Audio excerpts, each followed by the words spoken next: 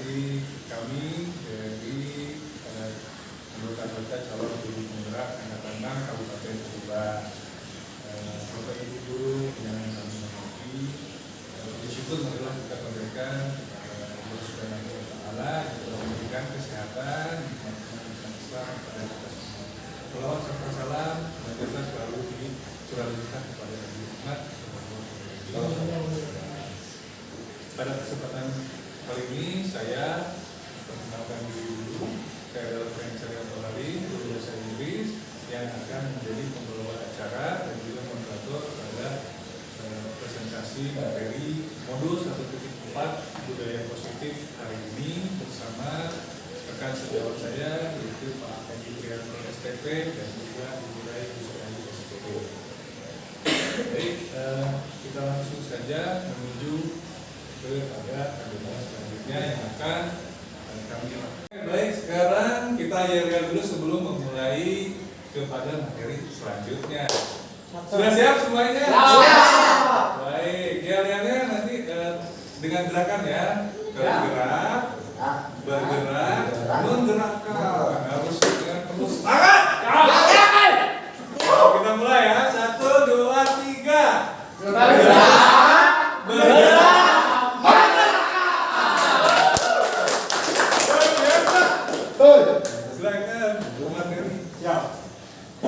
Ya, terima kasih sudah melakukan yel-yel bersama agar lebih semangat ya. Baik, selanjutnya adalah materi disiplin positif dan nilai-nilai kebajikan universal. Akan langsung dijelaskan oleh Ibu Rai. Pak Cek di sini ya. Baik, assalamualaikum warahmatullahi wabarakatuh. Waalaikumsalam warahmatullahi wabarakatuh. Ya, selamat pagi Bapak Ibu guru ya SMK Negeri Tubanegara. Saya sebagai salah satu penggerak dari SMK Negeri Tubanegara Angkatan 6. Pada pagi hari ini saya akan memaparkan yang berkaitan dengan budaya positif karena ini adalah merupakan modul yang kami pelajari. Mudah-mudahan bisa disosialisasikan atau ditularkan kepada rekan-rekan guru semua yang ada di SMK Negeri Tubanegara. Baik, Bapak Ibu guru yang saya hormati, sebagaimana kita ketahui bahwa SMK Negeri Tubanegara yang kita tempat bekerja ini adalah di mana siswanya kita sebagai seorang guru itu harus mengedepankan sering tauladan kepada siswa-siswa kita. Untuk di sekolah kita, saya rasa kita sudah memberikan budaya positif ya dalam lingkungan kita sehingga anak-anak terbiasa terbentuknya karakter ya sehingga pada diri mereka itu tumbuh berkembang budaya positif. Yang pertama kita sudah menerapkan kegiatan tentang kedisiplinan ya, di mana pagi hari kita sudah melakukan kebiasaan. Yang pertama adanya apel pagi ya, itu adalah merupakan budaya positif juga. Kemudian ada juga kegiatan pembentukan karakter keimanan dan takwa, yaitu adanya kegiatan keagamaan.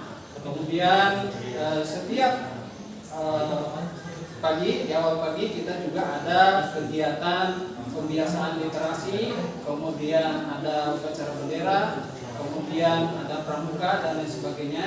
Itu adalah merupakan kebiasaan-kebiasaan yang diharapkan tumbuh berkembangnya budaya positif pada diri siswa-siswa kita. Karena sebagai siswa SMK itu harus mengedepankan karakter yang dibentuk pada diri mereka. Sehingga pada saat mereka lulus nanti adalah betul-betul mereka menjadi orang-orang pilihan yang bisa bekerja di dunia usaha dan di dunia industri. Kemudian berikutnya adalah pada saat kita menghadapi siswa-siswa yang ada di sekolah kita ini, untuk materi yang kami dapatkan bahwa anak yang melanggar atau melanggar suatu kedisiplinan itu diharapkan tidak ada penghukuman, tetapi adalah kita diajak berbicara kenapa mereka ini melanggar satu aturan, sehingga kita bisa menjelaskan, membimbing, mengarahkan supaya mereka juga tidak mengulangi hal kesalahan yang sama. Jadi diharapkan di sekolah kita ini tidak ada lagi penghukuman ya terhadap siswa-siswa yang ada di sekolah kita. Yang ada adalah bagaimana kita sebagai seorang guru memberikan contoh tauladan kepada anak-anak kita. Contoh misalnya kalau anak kita kesiangan, itu tidak ada lagi penghukuman dengan dijemur di bawah terik sinar matahari atau dan lain sebagainya yang bersifat mereka ada psikologis mereka merasa terganggu. Tetapi adalah bagaimana kita sebagai seorang guru memberikan motivasi kepada anak tersebut untuk bisa berubah ke arah yang positif. Yang kesiangan bisa berubah, bagaimana mereka bisa datang ke sekolah lebih awal. Kemudian juga materi yang kami dapatkan bahwa untuk anak-anak yang berprestasi tidak ada penghargaan secara berlebihan.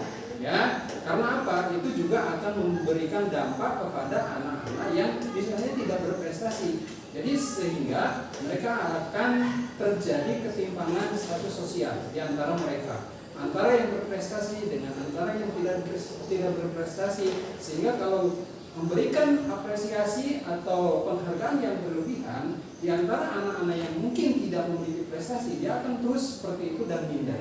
Nah, ini materi yang kami dapatkan bahwa bagaimana kita caranya supaya kita semuanya mensupport ya agar yang tidak berprestasi bisa naik menjadi berprestasi, kemudian yang berprestasi pun tidak merasa gagah diri atau bersombong diri. Ya, mudah-mudahan kegiatan ini atau hal-hal seperti ini bisa diterapkan di sekolah kita sehingga anak-anak sekolah kita ini betul-betul menjadi anak-anak yang hebat, anak-anak yang luar biasa, sehingga bisa mereka menjadi pesaing-pesaing atau pemenang-pemenang di masa yang akan datang. Kami dari Guru Penggerak mudah-mudahan bisa menerapkan materi ini dan bisa mensosialisasikan terus-menerus kepada siswa-siswa kami di lingkungan sekolah sehingga kegiatan ini bisa berjalan sampai kami selesai menjalankan kegiatan calon guru penggerak. Itu saja pemaparan dari saya dan selanjutnya materi akan disampaikan oleh saudara calon guru penggerak yang lain yaitu Ibu Rai SPD. Baik, terima kasih Bapak Edi Prianto sudah menjelaskan mengenai disiplin positif, nilai-nilai kebajikan universal, teori motivasi, hukuman dan penghargaan. Selanjutnya Ibu Rai akan menjelaskan mengenai restitusi keyakinan kelas, kebutuhan dasar manusia dan dunia kualitas. Kepadanya bisa. Terima kasih kepada moderator. Assalamualaikum warahmatullahi wabarakatuh. Waalaikumsalam. Bapak dan Ibu yang berbahagia, pada kesempatan hari ini saya Rai Gusti Ayu sebagai calon guru penggerak angkatan 6 akan memberikan penjelasan atau memberikan sharing terhadap ilmu-ilmu yang telah kami dapatkan selama 1 bulan mulai dari modul 1.1 yaitu mengenai filosofi Ki Hajar Dewantara, kemudian 1.2 mengenai nilai dan peran guru penggerak, serta 1.3 visi guru penggerak, dan di modul 1.4 ini adalah budaya positif. Bapak dan Ibu yang saya hormati, seperti yang tadi Pak Edi telah sampaikan bahwa dalam kurikulum Merdeka ini senantiasa kita mewujudkan kebahagiaan merdeka belajar sesuai dengan apa yang dilontarkan oleh Bapak pendidikan kita yaitu Ki Hajar Dewantara, bahwa pendidikan itu seyogianya menghasilkan atau menerapkan nilai-nilai yang membuat siswa-siswi kita merasa bahagia ketika belajar di kelas untuk mencapai kodrat alam dan kodrat zamannya. Bapak dan Ibu yang berbahagia, tadi setelah Pak Edi sampaikan bahwa jika ada murid-murid kita yang melanggar peraturan, bahwa kita tidak langsung menghukum mereka. Lalu apa yang harus kita lakukan? Nah, mungkin kalau di kelas Bapak dan Ibu melihat ada karton mengenai kesepakatan kelas matematika yang telah saya dan anak-anak tanda tangani dan buat. Itulah kesepakatan kelas kami. Kesepakatan kelas itu adalah aturan-aturan yang harus saya dan anak-anak patuhi ketika pelajaran berlangsung. Lalu apabila kami atau saya tidak dan anak-anak tidak memenuhi peraturan itu, maka tidak ada hukuman, namun konsekuensi dari ketidak mematuhinya mengenai kesepakatan kelas yang kami buat.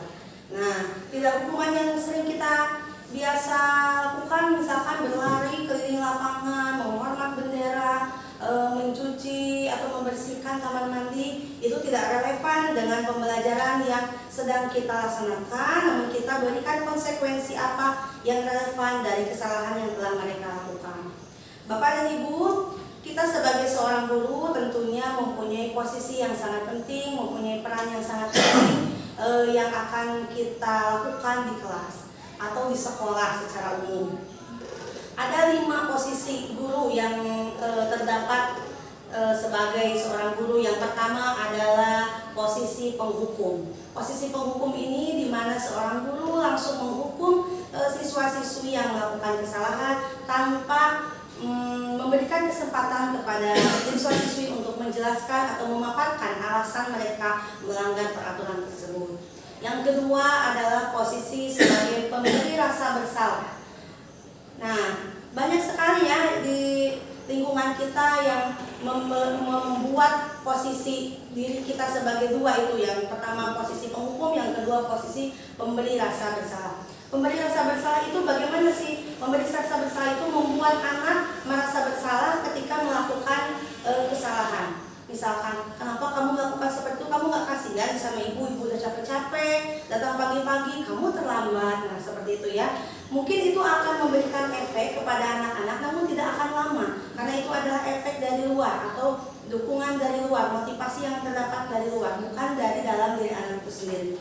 Yang ketiga adalah posisi sebagai teman. Nah, kita dengan anak-anak taruna-taruni di sekolah kita mungkin usianya tidak terpaut jauh, ya, maka kita memposisikan diri sebagai teman. Itu pun bisa kita lakukan, namun itu memberikan efek yang sementara karena motivasi yang kita berikan itu merupakan motivasi dari luar.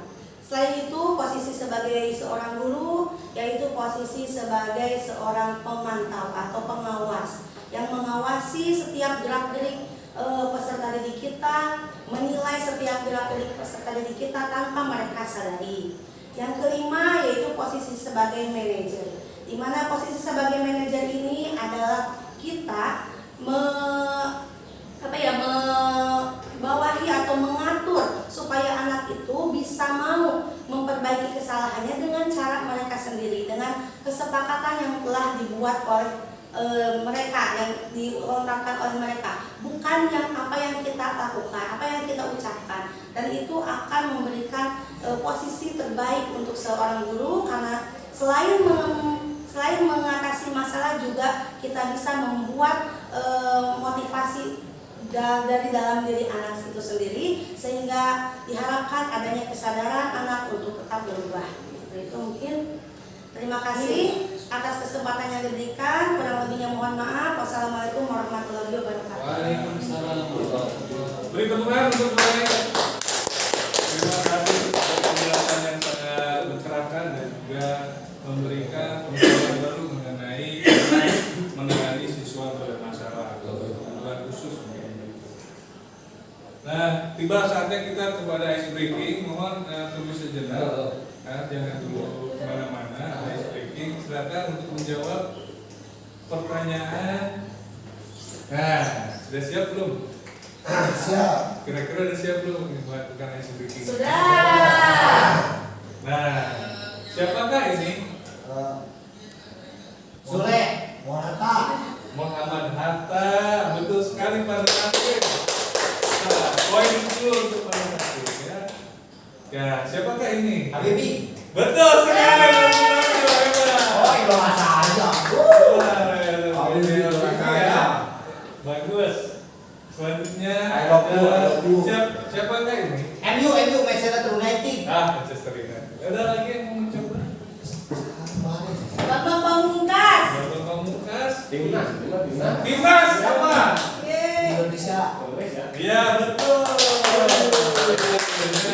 Indonesia. Oh, Sahri, Pan Sahri. Ya, Indra Syafri mengerti gitu ya. Nah, kegiatan apakah ini? Belajar. Kan? Diskusi. Diskusi. Kita lihat. Tokoh. Ya, betul ya. Pembelajaran berpusat pada murid. Lalu ini apa? Gunung es. Gambar terjun. gunung es. Ya, betul. Atau iceberg. Ya. Keren ya Pak Jaya ya, bagus. Nah, kira-kira ini refleksinya ya. Muhammad Hatta sebagai Bapak Koperasi Indonesia sebagai simbol kemandirian. Lalu Pak B.J. Habibie adalah simbol inovasi. Dengan kolaboratif, Timnas U19 menjadi juara pada turnamen AFF ya, 2013. Lalu di sekolah kegiatan pembelajaran berpusat pada murid seperti yang dijelaskan dari oleh pembicara itu harus diterapkan, harus sudah mulai. Lalu yang kelima, seperti gunung es, apakah guru sudah menerapkan nilai reflektif seperti pembelajaran bermakna, juga restitusi, ya sudah menerapkan keyakinan kelas atau belum secara optimal, atau hanya 20% saja yang bermakna, sedangkan 80% lainnya hanya menggugurkan tugas saja. Gitu. Thank you, terima kasih semuanya sudah hadir dalam kesempatan kali ini. Mungkin ada yang mau ditambahkan? Sudah cukup saja? Cukup, baik. Terima kasih sudah menghadiri dan juga mendengarkan semua materi yang kami sampaikan. Mohon maaf apabila ada kesalahan yang kami buat. Kami tutup. Wassalamualaikum warahmatullahi wabarakatuh.